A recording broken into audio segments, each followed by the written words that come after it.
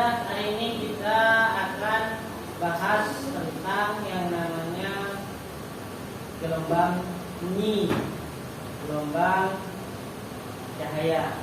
Dua jenis ini sering kita ketahui, ya, bukan ketahui, tapi kita kehidupan sehari-hari kita pasti berkaitan dengan dua gelombang ini, yaitu adalah gelombang bunyi sama gelombang cahaya. Dua-duanya ya nanti penjelasannya. Jadi seperti itu. Kenapa sih kita harus belajar gelombang bunyi? Kenapa kita harus belajar gelombang cahaya? Ya, jadi tujuannya agar kalian tahu, oh seperti ini gelombang cahaya, oh seperti ini gelombang bunyi.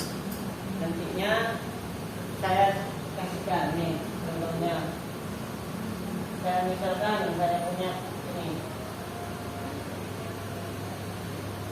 Dengan ambulans berubah saat mendekat dan diam, pernah dengar suara sirene yang terdengar lebih tinggi saat ambulans mendekat? Itu bukan ilusi, tapi fenomena fisika. Saat ambulans bergerak ke arah kita, gelombang suara terkompresi sehingga nada terdengar lebih tinggi. Inilah yang disebut sebagai efek Doppler. Ketika ambulans maju, Ketika mendengarkan suara sirene, terutama ambulans, ketika dari jarak jauh sudah dengar bunyinya.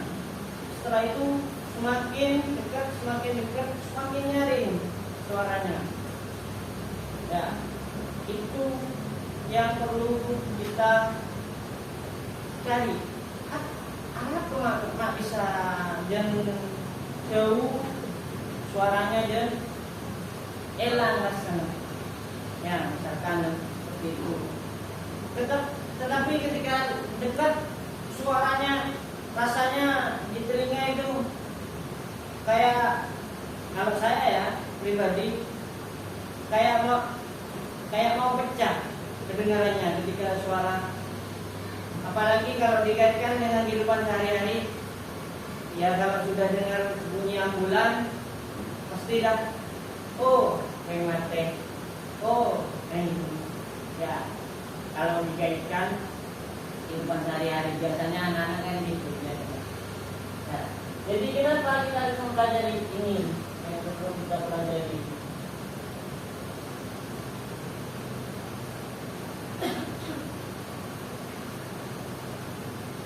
Ya, gelombang bunyi dan cahaya. Ya, bahasannya di situ sudah menjelaskan ada penjelajahan alam semesta, menjelajahi alam semesta yang tidak terlihat. Ya, tidak semuanya bisa dilihat atau bisa kita dengar. Ya, satu contoh di bunyi, tidak semuanya kita bisa mendengar suara makhluk hidup yang lainnya, kayak bunyinya ular atau semut, tidak bisa. Tapi tidak semuanya bisa kita lihat, visual kita lihat. Contohnya apa? Planet Mars, Pluto dan yang lainnya tidak bisa lihat. Padahal alam semesta itu luas, banyak. Ya, jadi banyak semuanya. Ya, jadi ini yang menjadikan dua fenomena ini sangat butuh dipelajari dalam kehidupan sehari-hari. Ya. Ada dua jenis gelombang yang perlu dipelajari. Ya, gelombangnya adalah gelombang bunyi sama gelombang apa? Cahaya. Dua-duanya sama penting dalam kehidupan sehari-hari. Masih ingat apa itu gelombang? Masih ingat apa itu gelombang?